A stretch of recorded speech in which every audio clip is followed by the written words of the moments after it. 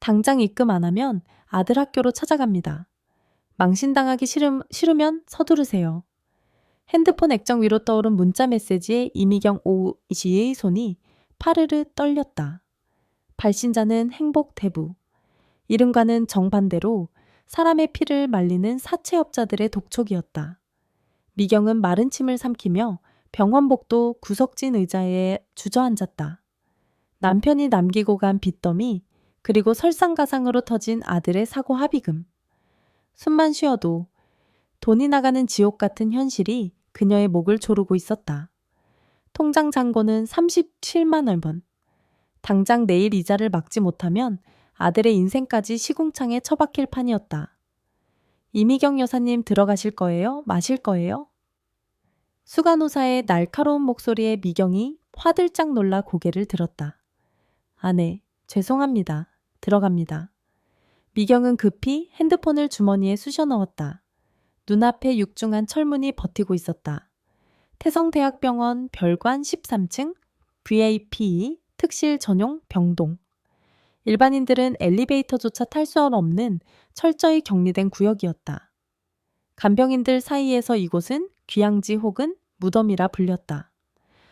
돈만 주면 해결되는 병수발이 아니라 재벌게서 버린 자식들을 유배 보내놓고 감시하는 곳이라는 소문이 파다했기 때문이다. 이번 환자 보통 렉이 아니에요. 벌써 이번 주에만 간병인 3명이 그만뒀어요. 식판 집어 던지는 건 예사고 입에 걸레를 물었는지 욕설에 하여튼 사람 취급을 안 한다니까. 수간호사가 차트를 넘기며 혀를 찼다. 태성그룹 차남 박민수, 47세. 오토바이 사고로 척추 손상. 하반신 마비 판정받고 3개월째 누워만 있어요. 근데 성질머리가 워낙 더러워서. 여사님 정말 괜찮으시겠어요? 일당 3배 조건이 괜히 붙은 게 아니에요. 일당 3배. 미경의 귀에는 그 말만 들렸다. 사람 취급 자존심 그런 건 사치였다. 당장 아들의 학교로 사채업자가 들이닥치는 것보다 더 끔찍한 일은 없었다. 괜찮습니다. 저 산전수전 다 겪었어요. 밥값은 하고 나갈 테니 걱정 마세요. 미경은 굳은 살이 박인 손으로 옷매무새를 다듬었다. 그리고 심호흡을 한번 크게 내쉬고는 지옥의 문고리를 잡았다. 끼익. 두꺼운 방음문이 열리자마자 서늘한 냉기가 훅 끼쳐왔다. 6월의 초여름 날씨였지만 병실 안은 시베리아 벌판처럼 추웠다. 햇빛 하나 들지 않도록 암막 커튼을 이중으로 쳐놓은 탓에 대낮인데도 어두컴컴했다.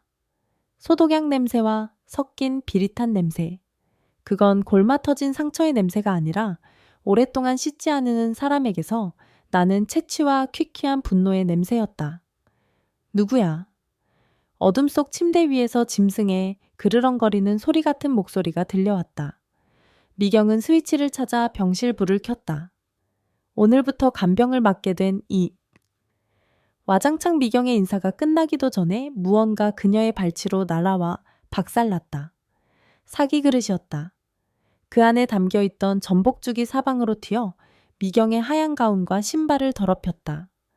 꺼지라고 했지. 내 말 안 들려 불 꺼 당장 나가. 침대 위 링거줄을 주렁주렁 매단 남자가 악귀 같은 형상으로 소리를 지르고 있었다. 박민수였다. 그는 한때 재계의 패션 아이콘이라 불릴 만큼 화려했던 남자였다. 하지만 지금 미경의 눈앞에 있는 건 덥수룩한 수염에 퀭한 눈 깡마른 몸을 한 채 분노만 남은 폐인일 뿐이었다. 그는 상체를 일으키려 발버둥 쳤지만 마비된 하반신은 꼼짝도 하지 않았다. 그 무력감이 그를 더욱 미치게 만드는 듯했다. 그는 옆에 있던 물컵까지 집어들어 미경을 향해 던져넣었다. 퍽! 물컵이 미경의 어깨를 강타하고 바닥으로 굴러떨어졌다. 꽤 둔탁한 소리가 났지만 미경은 신음소리 하나 내지 않았다. 그저 묵묵히 어깨에 묻은 물기를 손으로 툭툭 털어낼 뿐이었다. 야, 너 기먹었어. 나가라고. 너 같은 거 필요 없다고. 민수의 고함이 쩌렁쩌렁 울렸다. 보통 사람이라면 겁을 먹고 뒷걸음질 치거나 모욕감에 얼굴을 붉히며 뛰쳐나갔을 것이다. 직전의 간병인들도 모두 그랬으니까. 하지만 미경은 달랐다. 그녀는 천천히 아주 천천히 깨진 그릇 조각들이 널브러진 바닥으로 걸어갔다. 그리고 쭈그리고 앉아 맨손으로 죽이 묻은 사기 조각들을 하나씩 줍기 시작했다. 예상치 못한 반응에 민수의 고함 소리가 뚝 끊겼다. 거친 숨소리만 헐떡이며 그는 바닥을 기어다니는 저 중년 여자를 노려보았다. 미경은 묵묵히 바닥을 닦았다. 손끝에 날카로운 파편이 스쳐 핏방울이 맺혔지만 아랑곳하지 않았다. 그녀의 머릿속에는 오직 하나 아들에게 보낼 사채이자 생각뿐이었다. 이까짓 거 아무것도 아니야. 5천만 원 뚫은 빚에 비하면 이딴 건 장난이지. 바닥 정리를 마친 미경이 걸레를 빨아와 다시 침대 옆에 섰다. 그리고 처음으로 민수의 눈을 똑바로 쳐다보았다. 50대 여자의 삶에 찌들었지만 결코 꺾이지 않는 도끼 어린 눈빛이었다. 던지실 거 더 없으세요? 미경의 차분하고 건조한 목소리에 민수가 어이없다는 듯 헛웃음을 터뜨렸다. 뭐 더 던지실 거 있으면 지금 다 던지시라고요. 치우는 김에 한꺼번에 치우게. 이 아줌마가 진짜. 너 내가 누군지 몰라. 당장 원장 오라고 해. 널 잘라버리는 건 일도 아니야. 잘 아시네요. 환자분은 태성그룹 차남이시고 저는 하루 벌어 하루 먹고 사는 간병인입니다. 저 자르는 거 전화 한 통이면 되겠죠? 미경이 한 걸음 더 침대 쪽으로 다가갔다. 민수가 움찔하며 몸을 뒤로 물리려 했지만 등바디에 막혀 오도 가도 못했다. 근데 환자분 그거 아세요 지금? 이 병실 꼴 밖에서 보면 아주 볼만하겠어요. 천하의 박민수 이사님이 기저귀 찬 채로 아줌마한테 소리나 지르고 있는 꼴이라니. 너? 민수의 얼굴이 불그락푸르락해졌다. 수치심과 분노가 뒤섞여 말문이 막힌 듯했다. 나가라고 하셨죠. 못 나갑니다. 저는 돈이 필요하거든요. 아주 절박하게요. 그래서 환자분이 식판을 던지든 똥오줌을 싸서 뭉개든 저는 여기서 꼼짝도 안 할 겁니다. 저한테 월급 주는 건 환자분이 아니라 환자분 형수님이시거든요. 미경은 민수의 시선을 피하지 않고 못을 박듯 말했다. 그러니까 선택하세요. 계속 짐승처럼 울부짖으면서 바닥에 구를 건지 아니면 밥이라도 제대로 챙겨 먹고 사람처럼 굴 건지. 병실 안에는 숨막히는 정적만이 감돌았다. 민수의 눈동자가 격렬하게 흔들렸다. 태어나서 단 한 번도 들어본 적 없는 모욕, 그리고 기이할 정도의 당당함. 저 여자는 잃을 게 없는 사람의 눈을 하고 있었다. 자신처럼. 미경은 대답을 기다리지 않고 냉장고에서 생수 한 병을 꺼내 뚜껑을 땄다. 그리고 덜덜 떨리는 민수의 손에 억지로 쥐어주었다. 물 드세요. 소리 지르느라 목 아프실 텐데. 민수는 물병을 쥔 채 미경을 노려보았다. 당장이라도 이 물병을 그녀의 얼굴에 던져버리고 싶었다. 하지만 이상하게도 손에 힘이 들어가지 않았다. 3개월간 자신을 동정하거나 무서워하던 눈빛들만 보다가 저렇게 건조하고 뻔뻔한 눈빛을 마주하니 맥이 빠져버린 것일까? 아니면 저 여자의 말대로 자신이 정말 기저귀 찬 짐승처럼 느껴져서일까? 민수는 물병을 던지는 대신 억울하고 분한 마음을 삼키듯 거칠게 고개를 돌려버렸다. 밥이나 가져와. 그의 목소리는 작았지만 패배를 인정한 짐승의 으르렁거림이었다. 미경의 입가에 아주 희미한 그러나 승리감 섞인 미소가 스치듯 지나갔다. 그녀는 바닥에 떨어진 죽 그릇 조각을 쓰레기통에 넣으며 속으로 중얼거렸다. 그래, 그렇게 나와야지. 내가 널 사람으로 만들어서라도 이 돈은 받아야겠으니까. 하지만 미경은 몰랐다. 자신이 길들이려 하는 이 남자가 단순한 환자가 아니라 그녀의 말라비틀어진 인생 전체를 뒤흔들 태풍이 될 줄은. 13층 VIP 병동의 첫날 밤은 그렇게 위태로운 휴정과 함께 저물어가고 있었다. 창밖에는 화려한 서울의 야경이 펼쳐졌지만 커튼 쳐진 병실 안은 두 남녀의 거친 숨소리만이 맴돌고 있었다. 오지마, 오지 말라고 쳐다보지 마. 네 찢어지는 듯한 비명이 13층 VIP 병동의 정막을 갈랐다.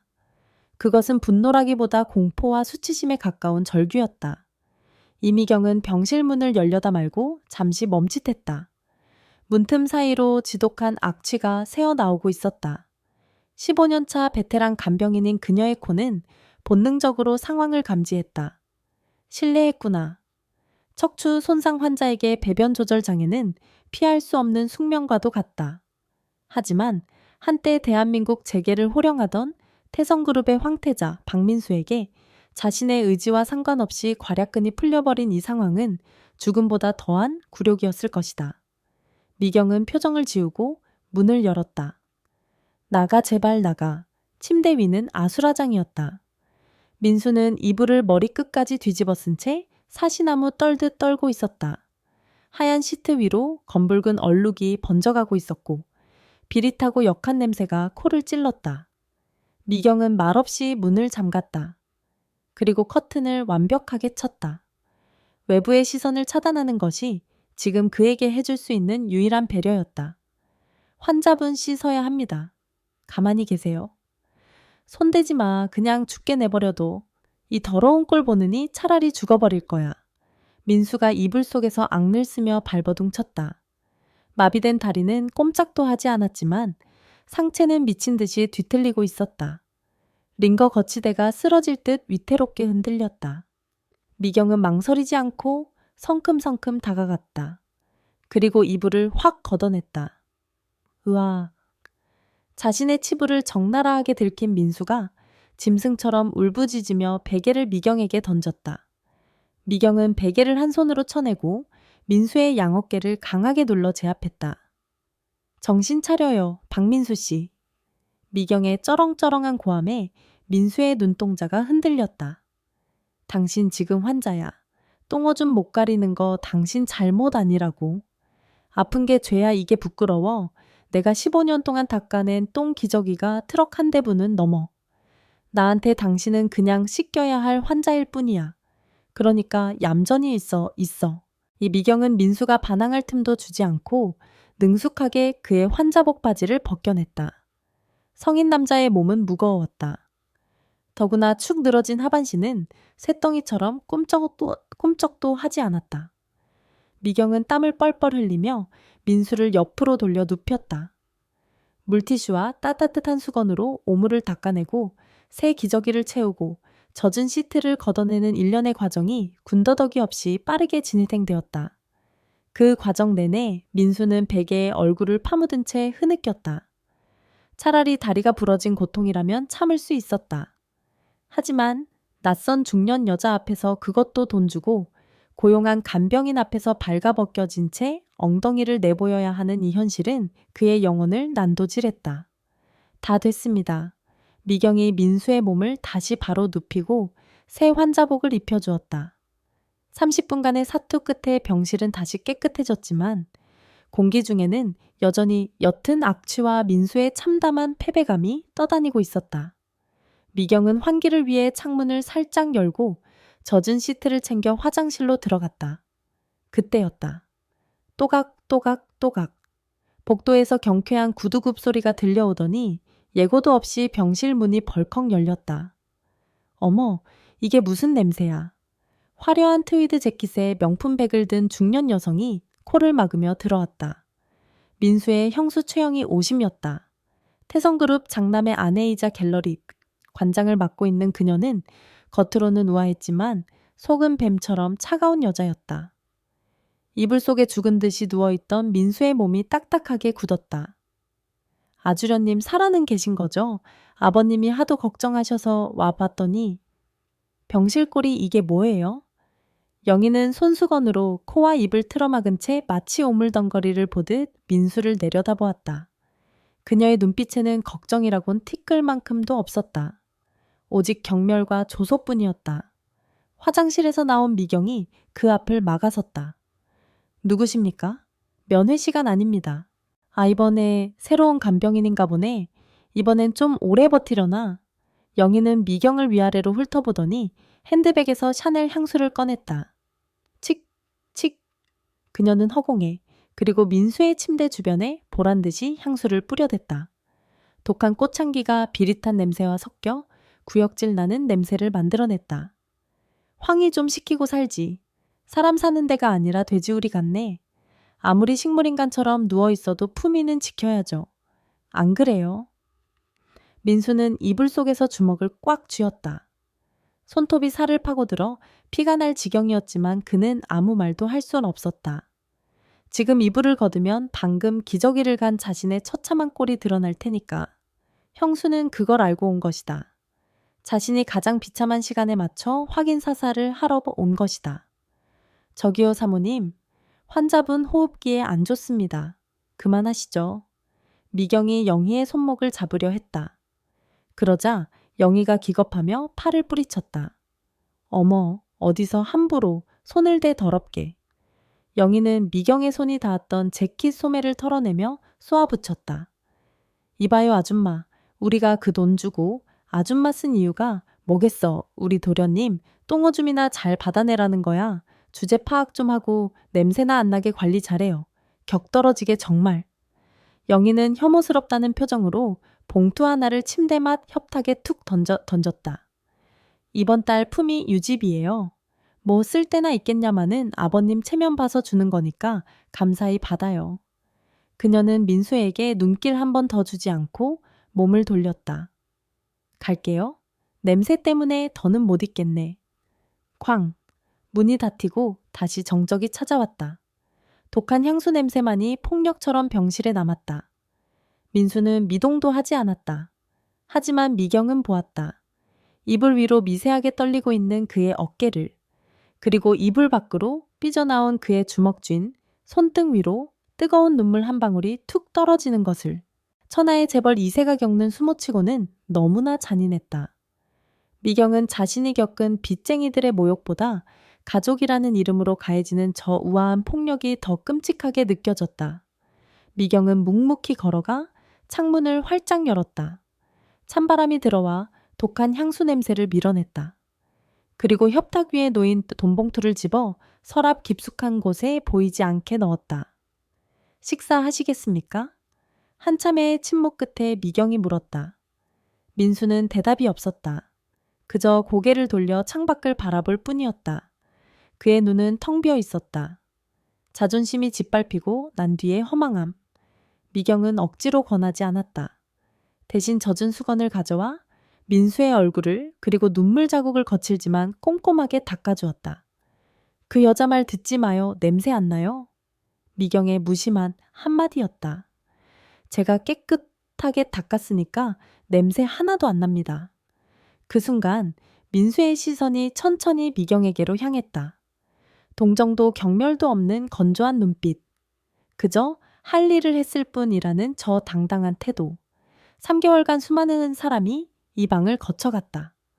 어떤 이는 그를 돈으로 받고 어떤 이는 괴물로 받고 가족들은 그를 짐짝 취급했다. 하지만 자신의 배설물을 맨손으로 치우고도 냄새나지 않는다고 말해주는 사람은 이 여자가 처음이었다. 고마워. 아주 작게 쇳소리 섞인 목소리가 흘러나왔다. 미경은 못 들은 척 등을 돌려 걸레를 빨러갔다. 하지만 그녀의 굳게 담은 인매가 아주 조금 부드러워져 있었다. 그날 밤 민수는 처음으로 진정제를 맞지 않고 잠들었다. 미경은 보조 침대에 누워 잠든 민수의 등을 바라보았다. 돈 때문에 들어온 지옥이었지만 이 짐승 같은 남자가 조금은 짠하게 느껴지기 시작했다. 그리고 그것이 걷잡을 수 없는 폭풍의 시작임을 그녀는 아직 알지 못했다. 오후 2시, 가장 나른하고 위험한 시간. 암막 커튼 틈새로 비집고 들어온 한 줄기 햇살이 공기 중에 떠다니는 먼지를 비쳤다. 병실 안은 습기와 열기로 가득 차 있었다. 침상 목욕 시간이었다. 팔 드세요. 닦습니다. 이미경의 목소리는 건조했다. 그녀는 김이 모락모락 나는 뜨거운 물수건으로 박민수의 마른 팔뚝을 훔쳐냈다. 15년 동안 수천 번도 더 해온 일이었다. 기계적으로 그러나 능숙하게 근육 결을 따라 힘주어 닦아내는 손길. 민수는 시체처럼 누워 천장만 응시하고 있었다. 3개월간 꼼짝없이 누워 지낸 그의 몸은 하얗게 질려 있었다. 하지만 역설적이게도 미경의 거친 손길이 닿을 때마다 그의 죽어있던 신경들이 비명을 지르며 깨어나는 듯했다. 돌아 누우세요. 등 닦습니다. 미경이 민수의 어깨와 골반을 잡고 능숙하게 옆으로 돌려 눕혔다. 묵직한 성인 남자의 무게가 그녀의 팔에 실렸다. 따뜻한 수건이 척추를 타고 내려갔다. 윽! 민수의 입에서 억눌린 신음이 새어나왔다. 고통 때문이 아니었다. 그는 지금 미칠 것 같았다. 사고 이후 하반신은 감각을 잃었지만 이상하게도 성기 주변의 감각만큼은 제멋대로 날뛰었다. 척추 손상 환자에게 흔히 나타나는 불완전한 신경 반응, 의사는 그것을 반사적 발기라고 불렀지만 민수에게 그것은 지옥 같은 형벌이었다. 내 의지로 오줌 한 방울 조절 못하면서 고작 여자의 손길이 닿았다고 반응하는 저열한 몸뚱어리. 제발, 제발 가라앉아라. 민수는 입술을 피가 나도록 깨물었다. 하지만 그의 바람과 달리 본능은 이성을 비웃듯 더욱 거세게 요동쳤다. 미경은 모른 척하려 했다. 하지만 베테랑 간병인의 눈을 속일 수는 없었다. 등을 닫고 다시 그를 바로 눕히려는 순간 얇은 환자복 바지 위로 솟아오른 거대한 굴곡이 적나라하게 시야에 박혔다. 마치 텐트를 친 것처럼 이불을 밀어 올리고 있는 민망한 형상.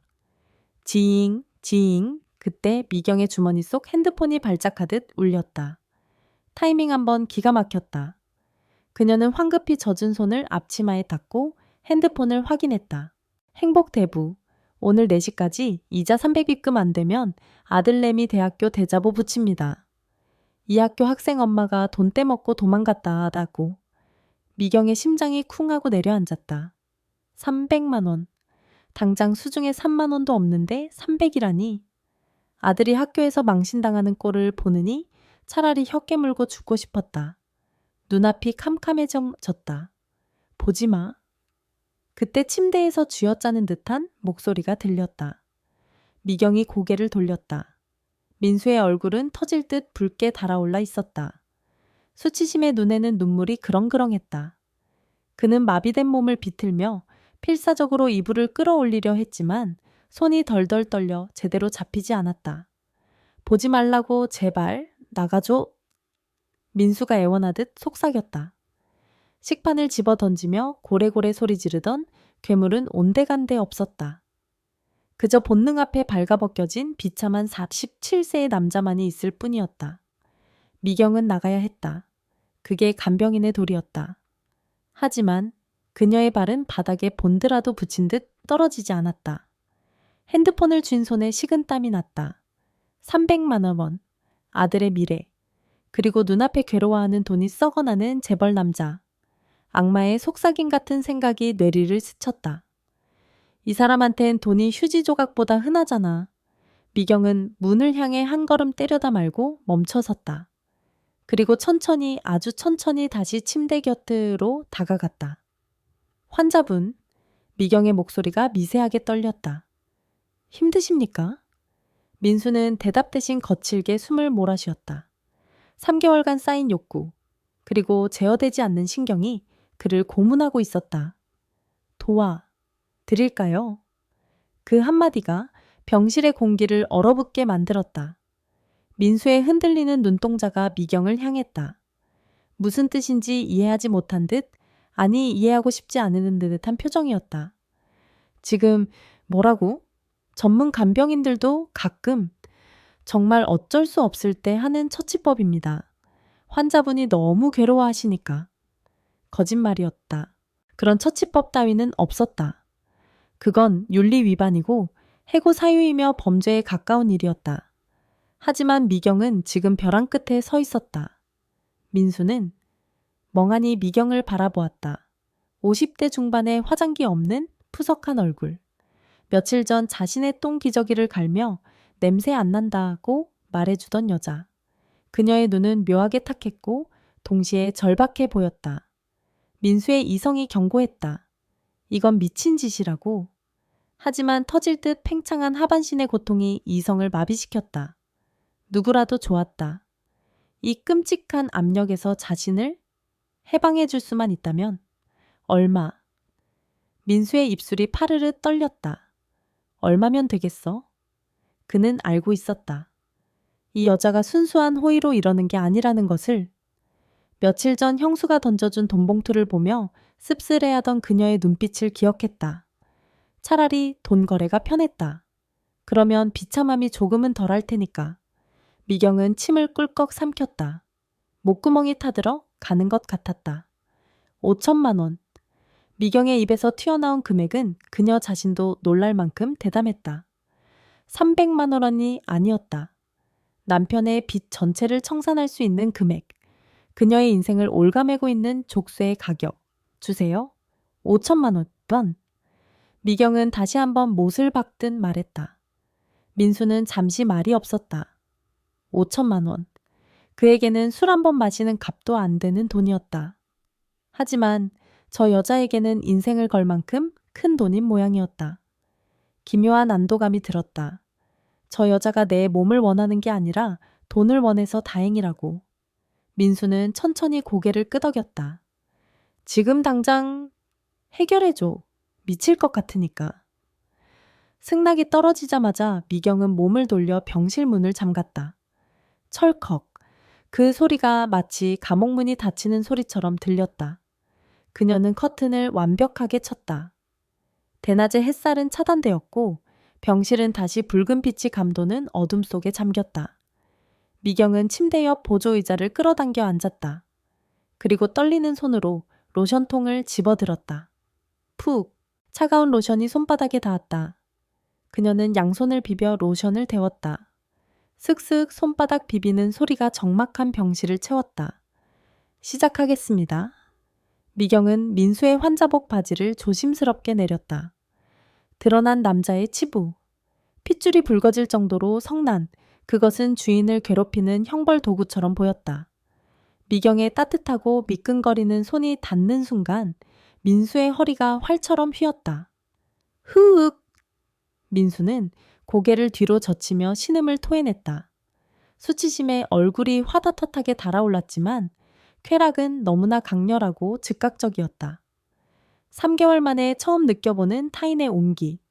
그것도 가장 은밀한 곳에 닿는 금기된 손길. 미경은 눈을 질끈 감고 싶었지만 그럴 수 없었다. 그녀는 일을 해야 했다. 5천만 원어치의 노동. 그녀의 손이 위아래로 움직일 때마다 민수의 거친 숨소리가 점점 빨라졌다. 하. 병실 안은 두 사람의 거친 호흡과 질척이는 마찰음으로 가득 찼다. 민수는 미경의 얼굴을 보지 못했다. 천장을 보며 입술을 깨물며 터져 나오려는 짐승 같은 소리를 참아냈다. 반면 미경은 민수의 고통스럽게 일그러진 얼굴을 똑바로 내려다보고 있었다. 이 남자는 짐승이 아니었다. 그저 망가진 장난감처럼 버려져 누군가의 손길을 갈구하는 외로운 인간일 뿐이었다. 기묘한 연민이 밀려왔다. 돈 때문에 시작한 일이었지만 손안에서 펄떡이는 이 남자의 생명력이 그녀의 손끝을 타고 심장으로 전해져 왔다. 쌀 것 같아. 민수의 몸이 경련하듯 떨렸다. 미경은 속도를 높였다. 곧이어 뜨겁고 끈적한 액체가 미경의 손과 시트 위로 쏟아져 나왔다. 깊은 정적. 민수는 탈진한 듯 헐떡이며 눈을 감았다. 미경은 땀과 로션 그리고 전객으로 범벅이 된 자신의 손을 멍하니 바라보았다. 돌이킬 수 없는 강을 건넜다. 이제 그녀는 단순한 간병인이 아니었다. 그리고 그는 단순한 환자가 아니었다. 계좌번호 문자로 남겨놔. 이 한참 뒤 민수가 쉰 목소리로 중얼거렸다. 그는 여전히 눈을 뜨지 못하고 있었다. 수치심 때문일까? 아니면 해방감 때문일까? 미경은 말없이 물티슈를 뽑아 민수의 몸을 닦아내고 자신의 손을 씻으러 화장실로 들어갔다. 거울 속에 비친 여자의 얼굴은 붉게 상기되어 있었다. 52세 갱년기를 지나 메말라 버렸다고 생각했던 몸, 깊은 곳에서 알 수 없는 열기가 꿈틀거리고 있었다. 그것은 돈을 구했다는 안도감만은 아니었다. 세면대의 물소리가 거세게 울렸다. 씻어내고 또 씻어내도 그날의 감촉은 지워지지 않을 것임을 미경은 직감했다. 띠링. 짧고 명료한 알림음이 새벽의 정적을 깼다. 이미경은 떨리는 손으로 핸드폰을 집어들었다. 은행 앱을 여는 손가락이 미끄러워 2번이나 비밀번호를 틀렸다. 입금, 박민수 506건음원, 잔액 50문, 3법 70원, 여율곡의 개수가 비현실적이었다. 어제까지만 해도 그녀의 숨통을 조이던 빛나다 아들의 미래를 위협하던 사채의 업자의 그림자가 이 숫자 하나로 증발하여 버렸다. 미경은 화장실 병이 위에 앉아 입을 틀어막았다. 안도감과 함께 시궁창 같은 죄책감이 위액처럼 역류했다. 나는 내 손을 판 거야. 몸을 판 게 아니야. 그냥 노동이었어. 아주 비싼 노동. 그녀는 주문을 외우듯 속삭였다. 거울 속 자신의 눈이 붉게 충혈되어 있었다. 어젯밤 자신의 손 안에서 꿈틀대던 남자의 욕망과 그 뜨겁고 끈적하던 감촉이 비누칠을 10번 넘게 해도 지워지지 않는 것 같았다. 하지만 그녀는 가장이다. 아들을 살려야 하는 어미다. 미경은 찬물로 세수하며 죄책감을 씻어내렸다. 그리고 다시 간병인 이미경의 가면을 썼다. 오전 8시 미경이 병실 문을 열고 들어섰다. 공기는 달라져 있었다. 언제나 그녀를 맞이하던 날 선고함이나 날아오는 물건은 없었다. 대신 낯선 소리가 들렸다. 사각, 사각 박민수였다. 그는 침대 등받이를 세우고 앉아 서툰 손놀림으로 전기 면도기를 턱에 갖다 대고 있었다. 3개월 동안 덥수룩하게 자라. 산적 같던 수염을 깎으려 애쓰는 중이었다. 하지만 마비된 하반신의 균형을 잡느라 손이 심하게 떨려 면도는커녕 턱살이 베일 듯 위태로워 보였다. 출근했습니다. 미경의 목소리에 민수가 동작을 멈췄다. 거울을 통해 두 사람의 시선이 마주쳤다. 어색하고 무거운 침묵이 흘러얼었다. 어젯밤의 그 적나라한 사건 이후 첫 대면이었다. 민수는 황급히 시선을 피하며 면도기를 내려놓았다. 귀끝이 붉었다. 왔어. 평소의 꺼져가 아닌 퉁명스럽지만 평범한 인사였다. 미경은 가방을 내려놓고 곧장 세면대로 향했다. 따뜻한 물을 받아 수건을 적시고 쉐이빙 폼을 챙겨 침대 옆으로 다가갔다. 이리 주세요. 제가 합니다. 미경이 민수의 손에서 면도기를 뺐다시피 가져갔다. 민수가 움찔하며 몸을 뒤로 뺐다. 됐어. 내가 해. 손 떨려서 다 뵙니다. 가만히 계세요. 미경은 단호하게 말하며 젖은 수건으로 민수의 얼굴을 감쌌다. 따뜻한 온기가 민수의 경직된 얼굴 근육을 풀어주었다. 미경은 거품을 내어 그의 턱과 인중에 발랐다. 그녀의 손가락이 민수의 피부에 닿을 때마다 민수의 목을대가 크게 일렁겼다. 어젯밤 그곳을 만지던 손이었다. 그 사실이 두 사람의 머릿속을 동시에 스쳤다. 미경은 애써 잡념을 떨치며 날 면도기를 들었다. 사각. 날카로운 칼날이 피부 위를 미끄러졌다. 수염이 깎여나가며 하얀 속살이 드러났다. 밤 10시. 태성대학병원 별관 13층 VVIP 병동은 깊은 정막에 잠겨 있었다. 살살 좀 해요. 박민수가 이를 악물며 신음했다. 이미경은 땀에 젖은 민수의 종아리 근육을 손가락 마디로 꾹꾹 눌러 풀어주고 있었다. 오늘 무리하셨잖아요. 근육 뭉친 거 안 풀면 내일 못 일어납니다. 미경은 단호하게 말하면서도 손길의 강도를 조금 낮췄다. 첫 재활 훈련이었다. 3개월 동안 굳어버린 몸을 움직이는 건 고문이나 다름없었다. 민수는 재활실에서 2번이나 구토를 했고 식은땀으로 환자복을 3번 갈아입었다. 하지만 그는 포기하지 않았다. 미경이 옆에서 지켜보고 있었기 때문이다. 아까 재활 선생님이 놀라더군요. 상체 근력이 생각보다 빨리 돌아온다고. 잘하고 계십니다, 환자분. 미경의 무뚝뚝한 칭찬에 민수가 피식 웃었다. 칭찬에 인색한 여자가 던지는 투박한 위로가 왠지 듣기 좋았다. 그때였다. 쾅쾅쾅. 병실 문을 부서질 듯 두드리는 소리가 정적을 찢었다. 형형 있어 자나? 걸걸하고 혀꼬인 목소리. 미경과 민수의 시선이 동시에 문 쪽으로 향했다. 민수의 눈동자가 순식간에 차갑게 가라앉았다. 박태진, 이복 동생이었다. 아버지의 첩이 낳은 자식. 민수가 사고로 쓰러지자마자 기다렸다는 듯 태성그룹의 경영권을 가로챈 하이에나 같은 놈. 벌컥. 미경이 말릴 새도 없이 문이 열렸다. 술 냄새가 진동했다. 고급 슈트를 입었지만 넥타이는 풀어 헤쳐져 있었고 얼굴은 벌겋게 달아올라 있었다. 뒤에는 난처한 표정의 경호원들이 서 있었다. 아이고, 우리 형님, 살아계셨네. 태진이 비틀거리는 걸음으로 침대 쪽으로 다가왔다. 미경은 본능적으로 일어나 민수의 앞을 가로막았다. 누구십니까? 면회 시간 끝났습니다. 태진이 개슴츠레한 눈으로 미경을 위아래로 훑어보았다. 뭐야, 이 아줌마는 비키쇼, 형제 상봉하는데. 환자분 안정이 필요합니다. 나가주세요. 또 미경이 물러서지 않자 태진이 짜증난다는 듯 미경의 어깨를 거칠게 밀쳤다. 아씨, 비키라니까 주제 파악 못하고 어디서 끼어들어. 미경이 휘청거렸지만 억지로 버티며 다시 섰다. 그때 침대에 누워있던 민수가 낮게 으르렁거렸다. 손대지 마. 태진이 킬킬거리며 웃었다. 오, 목소리 살아있네. 형 나 왔어. 태진이, 오늘 이사회에서 내가 대표이사 대행된 기념으로 인사 박으러 왔지. 태진은 미경을 무시하고 침대 옆으로 다가가 민수의 뺨을 툭툭 쳤다. 모욕적인 손길이었다. 어때 동생이 회사 먹으니까 배 아파?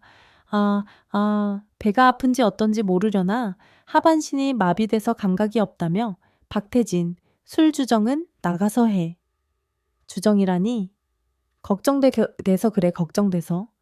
형 평생 기저귀 차고 살아야 한다며. 똥오줌 받아줄 사람 없으면 밥도 못 먹는 병신 다 됐다며. 민수의 얼굴이 불그락 푸르락해졌다. 이불 속에서 주먹을 쥔 손이 덜덜 떨렸다. 태진은 더욱 신이 나서 침대 시트를 확 들추려 했다. 어디 좀 보자. 우리 형님 거시기도 마비됐나? 남자가 구실을 못하면 죽은 목숨이나 마찬가지인데. 탁 태진의 손목을 누군가 낚아챘다. 미경이었다. 그녀의 눈에 서슬퍼런 도끼가 서려 있었다. 그 손 놓으세요. 미경의 목소리는 낮고 서늘했다. 이게 미쳤나? 야, 너 내가 누군지 몰라.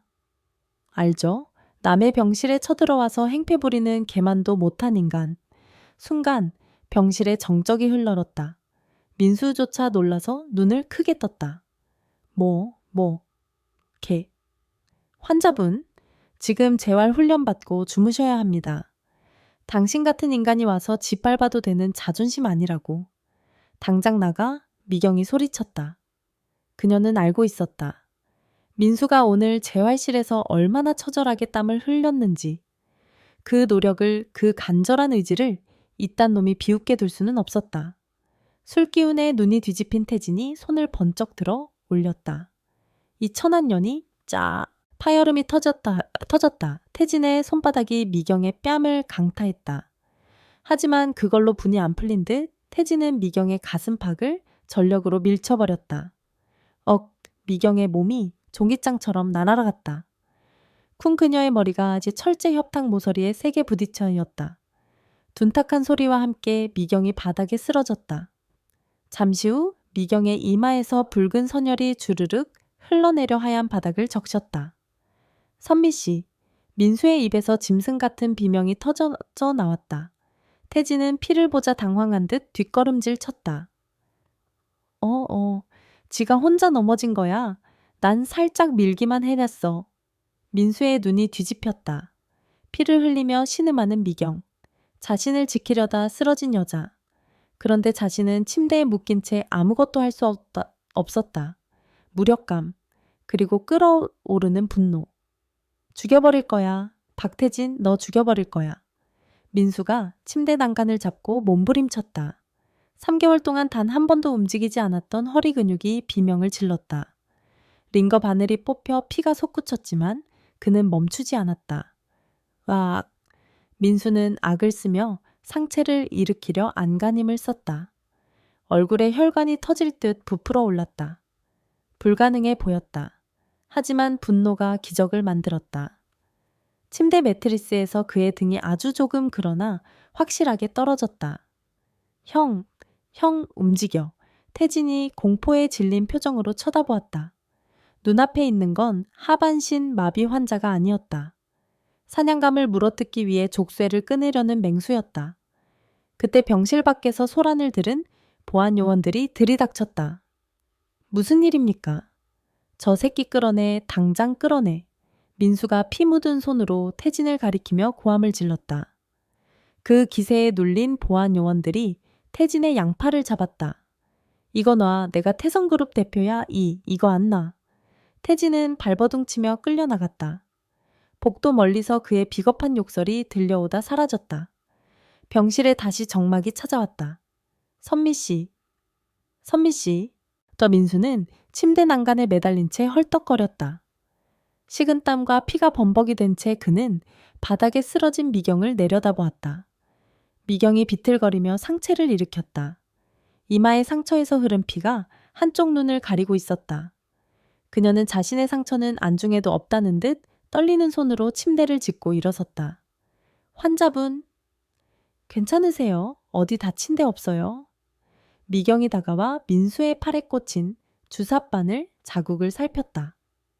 그 순간 민수의 눈에서 굵은 눈물이 뚝 떨어졌다. 바보야, 당신 머리에서 피 나잖아. 왜 나 같은 놈 때문에. 민수는 피투성이가 된 미경의 얼굴을 떨리는 손으로 감쌌다. 5천만 원으로 시작된 관계. 돈으로 샀다고 생각했던 이 여자가 지금 자신의 목숨보다 더 소중하게 느껴졌다. 안 아픕니다. 그냥 찢어진 거예요. 미경이 피 묻은 손으로 민수의 손을 꼭 잡았다. 근데 환자분, 방금 보셨어요? 일어났잖아요. 방금 혼자 힘으로 상체 일으켰다고요. 미경의 말에 민수가 멍하니 자신의 몸을 내려다보았다. 극심한 통증이 허리에 몰려왔다. 하지만 그것은 살아있다는 증거였다. 분노가 만들어낸 기적이었다. 민수는 미경을 와락 끌어안았다. 그녀의 피냄새와 땀냄새가 섞인 품. 반드시 일어날 거야. 민수가 미경의 귓가에 이를 갈며 속삭였다. 일어나서 저 새끼들 다 죽여버릴 거야. 그리고 당신 건드린 대가 뼈저리게 치르게 해줄게. 그것은 단순한 재활 의지가 아니었다. 처절한 복수의 서막이자 자신의 여자를 지키겠다는 수컷의 본능이 깨어난 순간이었다. 미경은 민수의 품에 안겨 조용히 눈을 감았다. 머리가 욱신거렸지만 묘하게도 마음은 뜨거웠다. 폭풍은 이미 시작되었다. 이제 두 사람은 멈출 수 없는 소용돌이 속으로 함께 발을 내디디고 있었다. 응급실에서 5바늘을 꿰매고 돌아왔을 때 병실은 고요했다. 박민수는 잠들지 않고 있었다. 그는 침대 헤드에 등을 기댄 채 붉게 충혈된 눈으로 문 쪽만 뚫어져라 보고 있었다. 이마에 하얀 거즈를 붙이고 들어서는 이미경을 보자마자 그의 얼굴이 지식여진 듯 일그러졌다. 미안해. 그의 첫마디는 젖어 있었다. 나 때문에 그 험한 꼴을 당하고. 괜찮습니다. 뼈 안 다쳤으면 다행이죠. 미경은 애써 덤덤하게 말하며 침대 곁으로 다가갔다. 하지만 민수는 미경의 손목을 덥석 잡았다. 그의 손은 뜨거웠고 절박했다. 왜 안 피했어? 그깟 놈이 밀치면 그냥 비키지 왜 멍청하게 막아서서. 동갑해야 한다고 했잖아요. 미경이 민수의 손을 조심스럽게 떼어내며 엷게 웃었다. 제가 이 방의 주인이니까요. 환자분은 제 밥줄이고 밥줄 끊으려는 놈한테 덤비는 건 가장의 본능입니다. 돈? 지겹지도 않아. 민수가 한숨처럼 내뱉었다. 네, 지겹습니다. 근데 무섭기도 해요. 돈이 없으면 사람이 얼마나 비참해지는지 저는 너무 잘 알거든요. 미경은 의자를 끌어와 앉았다. 밤의 정적 탓일까? 아니면 함께 피를 본 전우의 때문일까? 15년간 누구에게도 하지 않았던 속내가 저절로 흘러나왔다. 남편이 보증 잘못 써서 집 날리고 도망갔을 때 갓난쟁이 아들 업고 여관방 전전했습니다. 분유 살 돈이 없어서 물에 설탕 타서 먹였어요. 그때 맹세했습니다. 내 자식 눈에서 돈 때문에 피눈물 흘리게는 안 하겠다고. 그래서 저는 자존심 같은 거 없습니다. 돈만 주면 뭐든 해요. 민수는 말없이 듣고 있었다. 재벌계에서 태어나 돈을 물쓰듯 하고 살았던 그에게 설탕물이라는 단어는 다른 차원의 이야기였다. 하지만 그 처절함의 무게만큼은 가슴을 짓눌렀다. 돈이 무섭네요. 민수가 씁쓸하게 중얼거렸다. 전 가족이 더 무섭습니다. 그의 시선이 허공을 향했다. 형이랑 형수 그리고 방금 그놈 태진. 다들 제가 죽기만을 바랐어요. 어머니 돌아가시고 나서 저는 창밖에는 장대비가 쏟아지고 있었다. 하늘의 구멍이라도 뚫린 듯 퍼붓는 빗줄기가 병원 유리창을 거세게 때렸다. 오후 4시 재활치료실. 습도 높은 공기 속에서 거친 숨소리와 신음이 엉겨 붙었다. 박민수의 온몸이 땀으로 흠뻑 젖어 있었다. 평행봉을 잡은 그의 양팔에 파란 힘줄이 터질 듯 솟아올랐다. 다리는 후들거렸고 허리는 끊어질 듯 비명을 질렀다. 하지만 그는 이를 악물고 버텼다. 할 수 있어요. 딱 한 발자국만. 민수 씨, 저 보세요. 제 눈 보세요. 이미경이 평행봉 끝에서 그를 기다리고 있었다. 그녀 역시 땀범벅이었다. 그녀는 두 팔을 벌려 언제든 그가 무너지면 받아낼 준비를 하고 있었다. 어제 형수에게 맞은 뺨은 푸르딩딩하게 멍이 들었고 꿰맨 이마에는 여전히 거즈가 붙어 있었다. 민수는 그 상처를 볼 때마다 심장이 난도질 당하는 것 같았다. 일어서야 해. 그는 마음속으로 수천 번 되뇌었다. 일어서서 저 여자를 막아줘야 해. 내 뒤에 숨겨줘야 해. 단순히 걷고 싶다는 욕망이 아니었다. 그것은 수컷으로서의 본능. 사랑하는 여자를 지키기 위해 강해져야만 한다는 처절한 생존 본능이었다. 민수는 마비된 다리에 온 신경을 집중했다. 죽어있던 세포 하나하나에 명령을 내렸다. 움직여. 제발 움직여. 저벅. 기적처럼 그의 오른쪽 발이 바닥을 끌며 앞으로 나아갔다. 치료사들이 숨을 죽였다. 미경의 눈이 커졌다. 한 번 더. 민수가 고함을 치며 왼쪽 다리를 끌어당겼다. 쿵! 하지만 한계였다. 다리가 풀리면서 민수의 몸이 앞으로 곤두박질 쳤다. 민수씨, 미경이 몸을 날렸다. 탕 둔탁한 소리와 함께 두 사람은 매트브 위로 엉켜 쓰러졌다. 민수의 무거운 몸이 미경을 덮쳤지만 그녀는 비명 대신 그를 꽉 끌어안았다. 괜찮아요. 다친 데 없어요. 미경이 다급하게 민수의 얼굴을 살폈다. 민수는 거친 숨을 몰아쉬며 미경의 품에 얼굴을 묻었다. 땀 냄새, 그리고 그녀 특유의 비누 냄새. 그 냄새가 요동치던 심장을 진정시켰다. 미안해, 무거웠지. 아니요, 가벼워요. 깃털 같네. 미경이 농담처럼 말하며 민수의 젖은 등을 토닥였다. 민수는 고개를 들어 미경을 바라보았다. 땀에 젖은 머리카락이 이마에 달라붙어 있었다. 그 모습이 그 어떤 명품을 걸친 여자보다 아름다워 보였다. 봤어, 나 방금 걸었어. 봤죠? 아주 멋졌어요. 두 사람은 바닥에 누운 채 서로를 보며 웃었다. 재활실 창밖으로 번개가 번쩍였지만 그들의 눈빛은 그보다 더 뜨겁게 빛나고 있었다. 밤 9시, VAP의 병실. 빗줄기는 더욱 거세져 세상을 집어삼킬 듯 포효하고 있었다. 재활훈련의 여파로 민수의 다리는 경련을 일으키고 있었다. 미경은 따뜻 행복은 얇은 살얼음판 같았다. 밟으면 깨질 것을 알면서도 그 투명한 아름다움에 취해 잠시 발밑이 깊은 물이라는 사실을 잊고 마는. 어젯밤의 입맞춤 이후 병실의 공기는 달콤하게 변했다. 아침 식사를 하는 내내 박민수의 시선은 이미경에게 고정되어 있었다. 숟가락을 드는 손물을 따르는 손, 그 소소한 움직임 하나하나를 눈에 담으려는 듯했다. 오늘따라 반찬이 맛있네. 민수가 싱겁게 웃으며 말했다. 병원 식당에서 올라온 늘 똑같은 저염식 반찬이었다. 어제랑 똑같은 나물입니다. 미경이 짐짓 뚝뚝하게 대꾸했지만 등 뒤로 숨긴 손은 옷자락을 꽉 쥐고 있었다. 심장이 자꾸만 간질거렸다. 52세의 심장이 이렇게 뛸 수도 있다는 게 신기하면서도 두려웠다. 지잉. 그때 미경의 주머니에서 핸드폰이 진동했다. 발신자 정보 없음. 1층 로비 카페. 지금 당장 내려와요. 거절하면 아들 학교로 갑니다. 문자 내용을 확인한 순간 미경의 얼굴에서 핏기가 싹 빠져나갔다. 발신자는 없었지만 누구인지 알 수 있었다. 아들을 들먹이는 수법. 잔인하고도 명확한 협박. 왜 그래 누구야? 민수가 걱정스러운 눈빛으로 물었다. 아닙니다. 잠깐 편의점 좀 다녀오겠습니다. 필요한 게 있어서요. 미경은 도망치듯 병실을 빠져나왔다. 엘리베이터 거울에 비친 자신의 얼굴이 하얗게 질려 있었다. 13층에서 1층으로 내려가는 그 짧은 시간이 사형대로 끌려가는 시간처럼 느껴졌다. 1층 카페 구석진 자리. 최영희는 선글라스를 낀 채 다리를 꼬고 앉아 있었다. 테이블 위에는 차갑게 식은 아메리카노와 검은색 태블릿 PC가 놓여 있었다. 앉아요. 영희는 선글라스를 벗지 않으던 채 턱짓으로 앞자리를 가리켰다.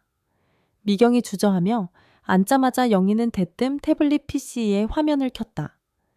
감상이나 좀 해보지. 화면 속 영상이 재생되었다. 흑백 화면, 어두운 병실. 하지만 두 사람의 실루엣은 선명했다. 침대 곁에 앉은 미경, 그리고 그녀의 손길에 고개를 뒤로 젖히며 괴로워다하는 민수. 미경의 손이 움직이는 적나라한 동작, 그리고 결정적인 음성. 5천 원에 주의해서 보미소 5천만 원을 주세요. 5천만 원. 3개월 전 그 금기의 밤이었다. 미경의 심장이 멎는 것 같았다. 손이 덜덜 떨려 테이블을 잡을 수조차 없었다. 이게 몰랐어. VIP 병실엔 보안용 히든 캠이 있다는 거. 물론 내가 사설 업체 시켜서 심어둔 거지만 영희가 비릿하게 웃으며 태블릿을 껐다. 오후 7시. 병실 안에는 족발 냄새가 고소하게 퍼져 있었다. 아, 하세요. 이거 진짜 맛있다. 박민수가 상추에 싼 족발을 내밀며 아이처럼 웃었다. 그의 눈은 3개월 전에 죽어있던 동태의 눈깔이 아니었다. 사랑에 빠진 그리고 삶의 의지를 되찾은 남자의 반짝이는 눈동자였다. 이미경은 억지로 입을 벌려 쌈을 받아먹었다. 입안 가득 고소한 맛이 퍼졌지만 모래를 씹는 것 같았다. 목구멍이 자꾸만 꽉 막혀왔다. 이 사람은 아무것도 모르는구나. 자신의 머리 위에 어떤 시한폭탄이 매달려 있는지, 지금 자신이 씹고 있는 이 고기 한 점이 마지막 만찬이라는 사실을. 왜 그래 맛없어 체한 것 같은 표정이네. 민수가 걱정스럽게 물었다. 아니요. 너무 맛있어서요. 배가 좀 부르네요. 미경은 물을 마시며 속을 달랬다. 그때였다.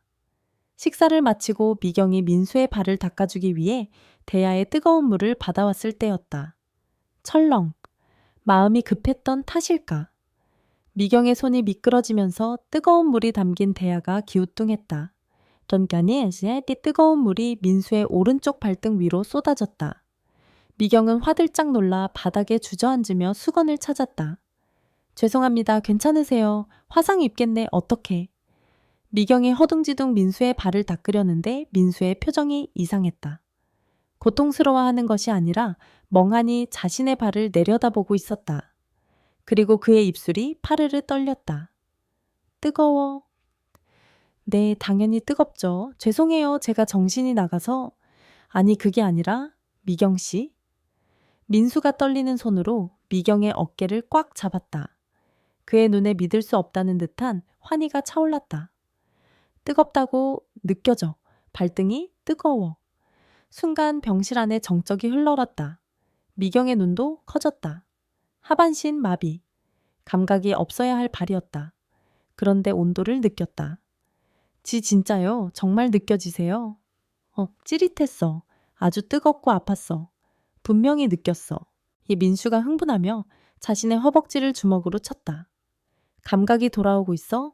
의사 말이 맞았어. 나 일어날 수 있어. 미경 씨, 나 진짜 다시 걸을 수 있다고. 민수는 휠체어에서 몸을 일으키려는 듯 들썩거렸다.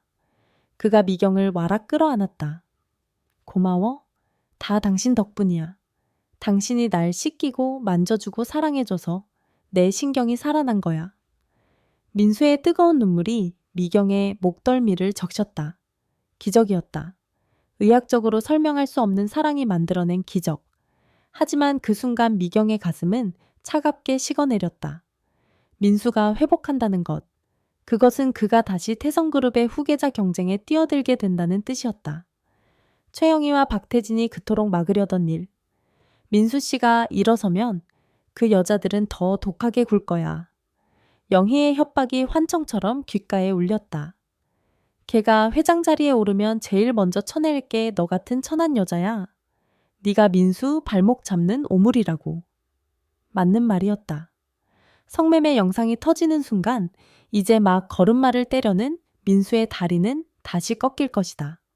재벌가 차남이 병실에서 간병인과 뒹굴었다는 추문은 그의 재기를 영원히 불가능하게 만들 족쇄였다.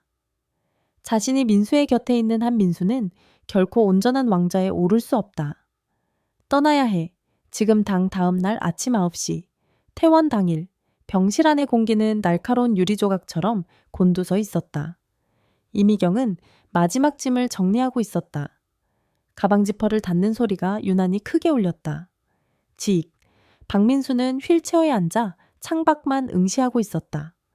어젯밤 한숨도 자지 못한 듯 그의 등은 작고 초라해 보였다. 눈가는 붉게 짓물러 있었지만 더 이상 울지는 않았다. 그는 밤새 지옥을 오갔을 것이다. 배신감 미련, 그리고 자신의 초라한 현실에 대한 자각. 짐 다 쌌습니다. 옷 갈아입으시죠.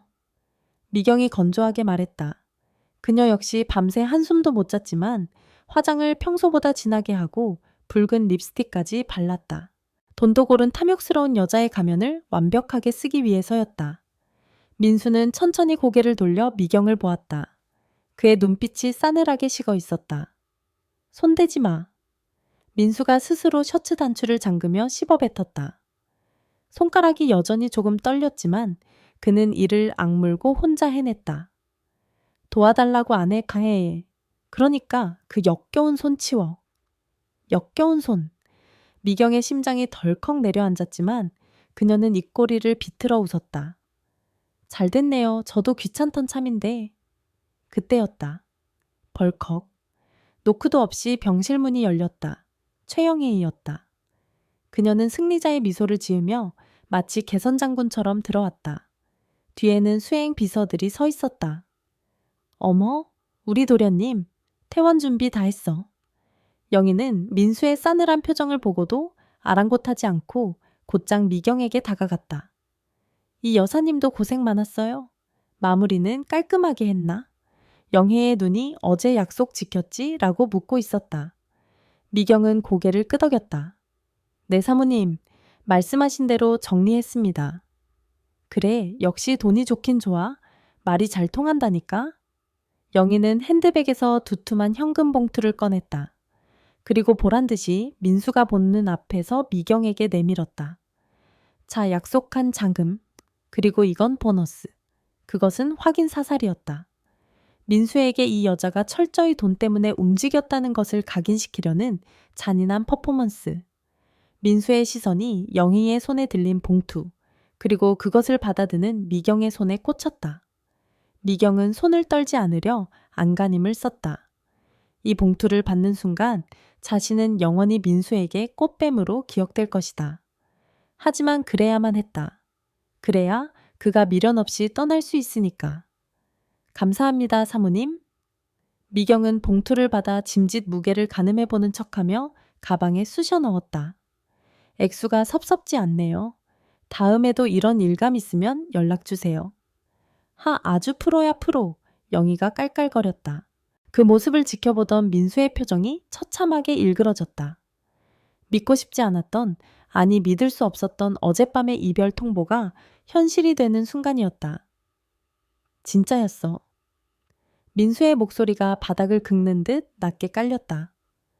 형수랑 짠 거야 처음부터 돈 받기로 하고 미경은 민수를 돌아보았다. 붉은 립스틱을 바른 입술로 차갑게 대꾸했다. 짜다니요. 비즈니스죠. 사모님은 환자분 떼어내길 원하셨고 저는 한몫 잡고 싶었고 이해관계가 맞았을 뿐이에요. 너 정말? 환자분 세상에 공짜가 어디 있어요? 그동안 제가 해드린 서비스 5천만 원으론 좀 부족했잖아요. 사모님이 넉넉히 챙겨주셔서 이제야 타산이 좀 많네요. 미경은 일부러 더 천박하게, 더 잔인하게 말했다. 그 5천만 원, 그냥 계약금이었다고 생각해 주세요. 우드득. 민수가 휠체어 팔걸이를 쥐어뜯을 듯 움켜쥐었다. 그의 눈에서 살기가 뿜어져 나왔다. 슬픔은 증발했고 그 자리엔 배신감에 불타는 증오만이 남았다. 나가. 민수가 낮게 으르렁거렸다. 내 눈앞에서 당장 꺼져. 안 그래도 갈 겁니다. 볼일 다 끝났으니까요. 미경은 고개를 까딱하고는 영희에게 인사했다. 그럼 가보겠습니다, 사모님. 그래, 수고했어. 다신 보지 말자고. 미경은 뒤도 돌아보지 않고 걸음을 옮겼다.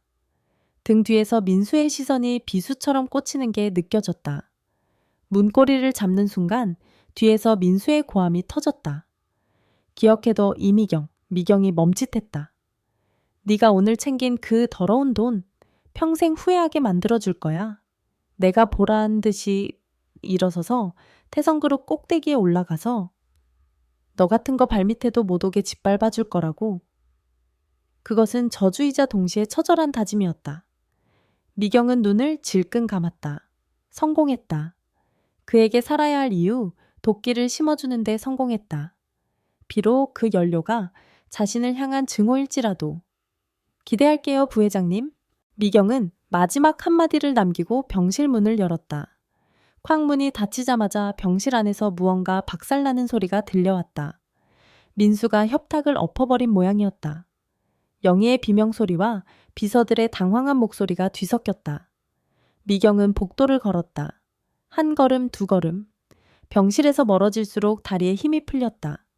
엘리베이터 앞에 다다라서야 그녀는 벽을 짚고 주저앉았다. 가방 속에 든 돈봉투가 납덩이처럼 무겁게 느껴졌다. 흑. 참았던 울음이 터져나왔다. 붉은 립스틱이 번지도록 입을 틀어막았지만 새어나오는 오열을 막을 수가 없었다. 사랑했다. 그를 만지고 씻기고 안아주던 모든 순간이 진심이었다. 그가 처음으로 발을 떼던 날 빗속에서 나누던 키스 선미씨가 날 사람으로 만들었다던 고백. 그 모든 것이 그녀의 인생에 다시 없을 찬란한 봄날이었다. 하지만 봄은 짧았다. 미안해요, 민수씨. 나를 미워해요. 죽을 만큼 미워해서 제발 살아남아요. 미경은 눈물을 닦아냈다. 화장이 엉망으로 번져 있었다. 엘리베이터 문이 열렸다. 안에는 아무도 없었다. 거울 속에 비친 늙고 초라한 여자, 그리고 탐욕의 상징인 돈 가방을 맨 여자만이 덩그러니 서 있었다. 그녀는 비틀거리며 엘리베이터에 탔다. 13층 초음부 뒤에 13층에서 1층으로. 천국 같았던 지옥에서 다시 시궁창 같은 현실로 추락하는 숫자판이 빠르게 바뀌고 있었다. 그렇게 두 사람의 잔인하고 아름다운 이별이 끝났다. 오후 1시. 태성대학병원 본관 로비. 수십 명의 수행원과 병원 관계자들이 도열해 있었다. 그 중심에 검은색 리무진 한 대가 대기하고 있었다. 이미경은 로비 구석 늙은 벤자민 고무나무 화분 뒤에 몸을 숨긴 채 그 광경을 지켜보고 있었다. 부회장님 차 준비되었습니다. 자동문이 열리고 휠체어 한 대가 미끄러져 나왔다. 박민수였다. 환자복 대신 말끔한 짙은 네이비 슈트를 입고 포마드로 머리를 넘긴 그는 더 이상 병실의 그 응석바디 환자가 아니었다. 태성그룹의 냉철한 경영자 박민수 부회장으로 돌아와 있었다. 그의 뒤에는 최영희가 승리감에 도취된 표정으로 따르고 있었다. 그녀는 민수의 어깨에 손을 올리며 기자들을 향해 가식적인 미소를 지어 보였다. 그래, 저게 당신 자리지. 미경은 마른 침을 삼켰다. 불과 몇 시간 전 자신에게 꺼져라고 소리치던 남자의 얼굴은 차갑게 굳어 있었다. 눈빛은 서늘했고 인매는 단호했다. 그는 슬퍼 보이지 않았다. 오히려 도끼를 품은 맹수처럼 보였다. 성공했네. 나를 죽이고 싶을 만큼 미워하는구나. 미경의 가슴이 찢어질 듯 아팠지만 동시에 안도감이 밀려왔다. 그가 무너지지 않아서 그가 다시 일어설 힘을 얻어서 다행이었다. 비록 그 연료가 자신을 향한 증오일지라도 경호원들의 부축을 받아 채오르기 직전 민수가 잠시 멈칫했다. 그는 고개를 돌려 병원 건물을 정확히는 자신이 머물렀던 13층 창가를 올려다보았다. 미경은 숨을 죽였다. 혹시라도 그가 자신을 찾을까봐, 아니 자신을 찾지 않을까봐 두려웠다. 하지만 민수의 시선은 짧았다. 그는 미련 없이 고개를 돌려 차 안으로 몸을 실었다. 탕! 육중한 차문이 닫히는 소리가 미경의 귓가의 이별의 종소리처럼 울렸다. 검은 리무진은 미끄러지듯 병원을 빠져나갔고 그 뒤를 수행 차량들이 줄지어 따랐다. 화려한 행렬이 사라진 로비는 다시 텅 비었다.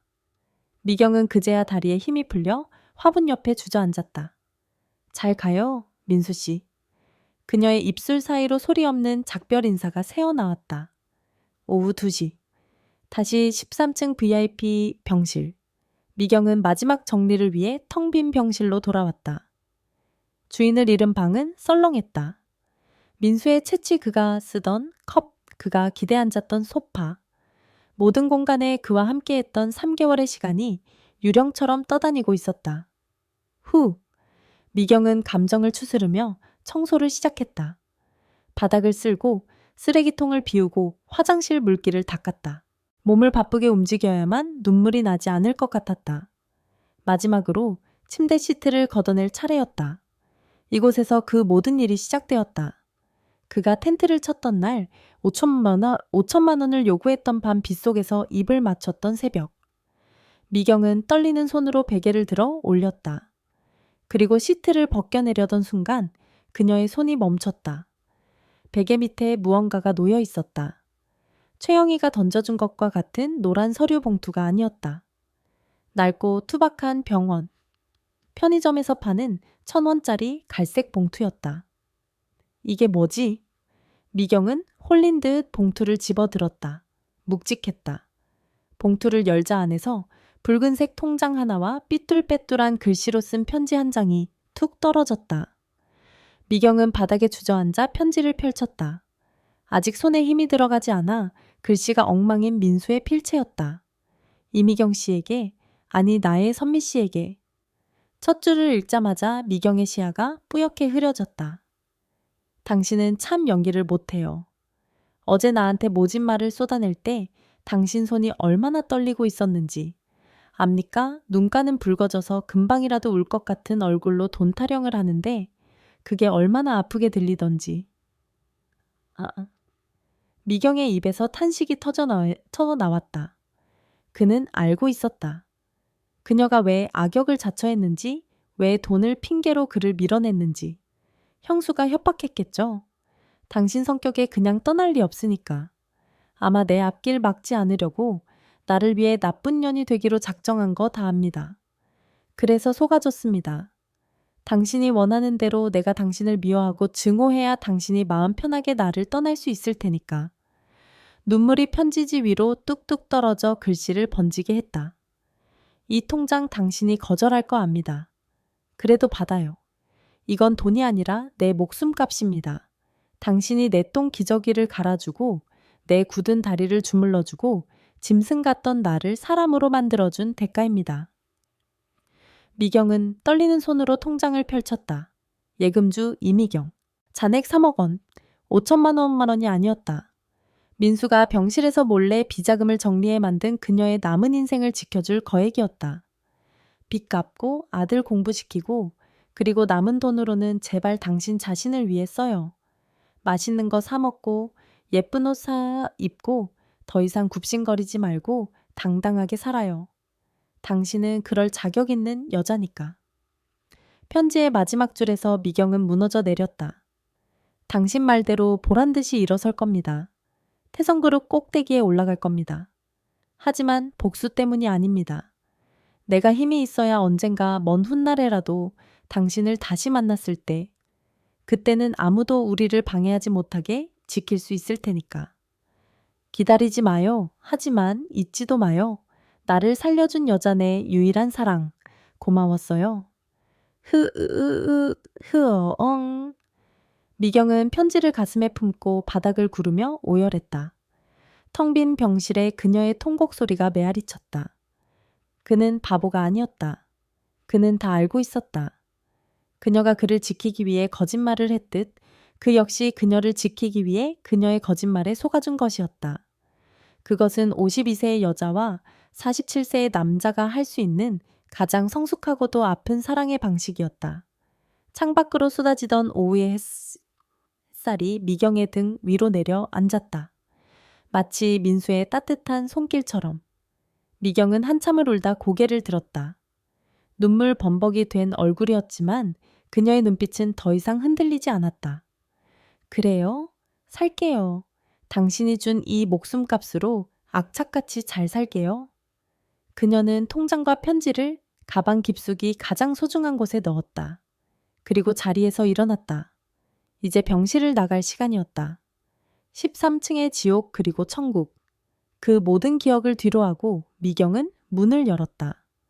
문 밖에는 여전히 고단한 현실이 기다리고 있겠지만 이제 그녀는 혼자가 아니었다.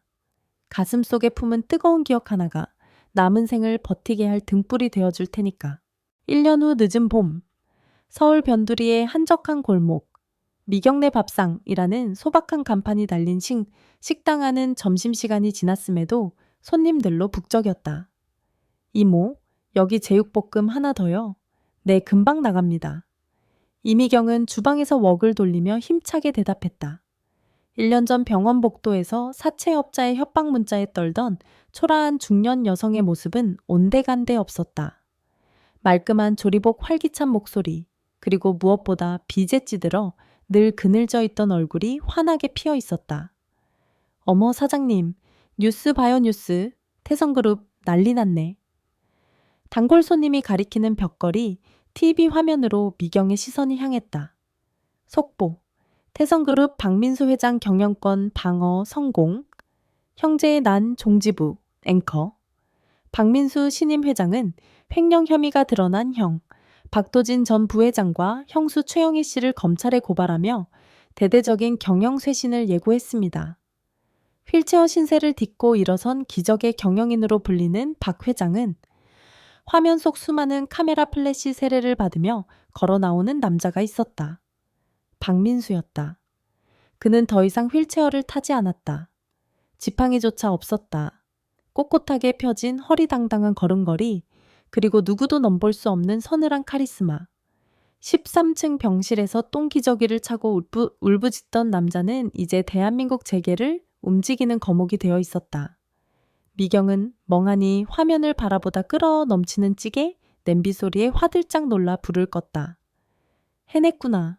기어이 해냈어. 그녀의 입가에 옅은 미소가 번졌다. 그가 형수와 이복 동생을 몰아내고 왕좌에 올랐다는 사실보다 그가 두 다리로 단단히 대지를 딛고 서 있다는 사실이 그녀를 울컥하게 만들었다. 그날 밤 9시, 영업을 마친 시간. 미경은 가게 앞을 쓸고 있었다. 봄비가 보슬보슬 내리고 있었다. 1년 전 병원 재활실 창밖으로 퍼붓던 그날의 비처럼 거세지 않고 마른 땅을 적시는 다정한 봄비였다. 그때였다. 골목 어귀에 검은색 대형 세단 한 대가 조용히 미끄러져 들어왔다. 흔한 차가 아니었다. 번쩍이는 차체와 짙게 썬팅된 유리창.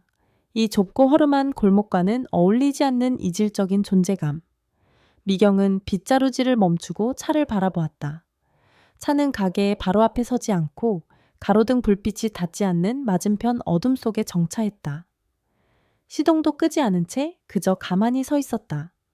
미경의 심장이 쿵쿵 뛰기 시작했다. 알 수 있었다. 보이지 않아도 느낄 수 있었다. 저 차 안에 누가 타고 있는지. 차 뒷좌석의 창문이 아주 조금 손가락 한마디만큼 내려갔다.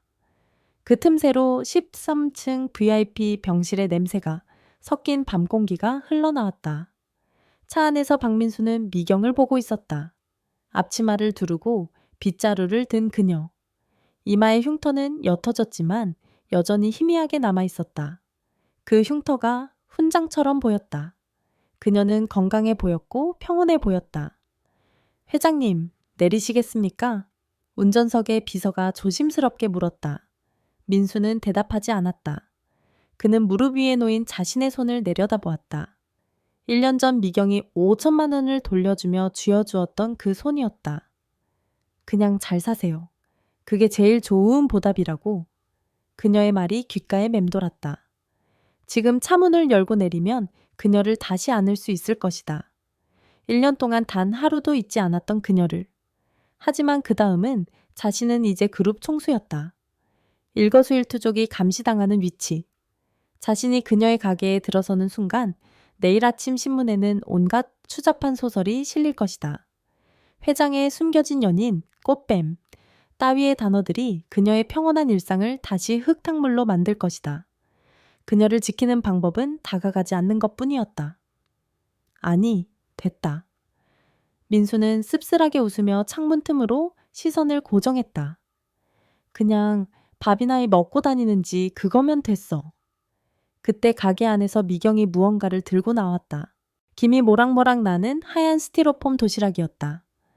그녀는 빗속을 뚫고 차 쪽으로 다가오는 대신 가게 앞 평상 위에 도시락을 조용히 올려두었다. 그리고는 차를 향해 보이지 않는 그를 향해 깊게 허리 숙여 인사했다. 마치 와줘서 고마워요. 그리고 그냥 가져서 고마워요. 라고 말하는 듯이. 민수의 눈시울이 붉어졌다. 그녀도 알고 있었다. 그가 왜 내리지 않는지, 왜 어둠 속에 숨어 있는지. 가자. 민수가 목이 맨 소리로 지시했다. 네, 회장님. 차가 부드럽게 출발했다. 민수는 사이드미러로 멀어지는 미경의 모습을 끝까지 지켜보았다. 비에 젖은 골목길 주황색 가로등 아래 서 있는 자그마한 여자. 나를 살린 여자. 내 인생의 유일한 봄날. 차가 골목을 완전히 빠져나가자 미경은 그제야 참았던 숨을 토해냈다.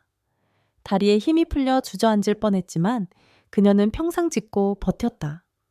평상 위에는 그녀가 급하게 싸둔 따뜻한 밥과 국, 그리고 그가 좋아했던 계란말이가 식어가고 있었다. 그가 가져가지는 않았지만 마음만은 챙겨갔으리라 믿었다. 잘했어요, 민수 씨. 정말 잘했어요.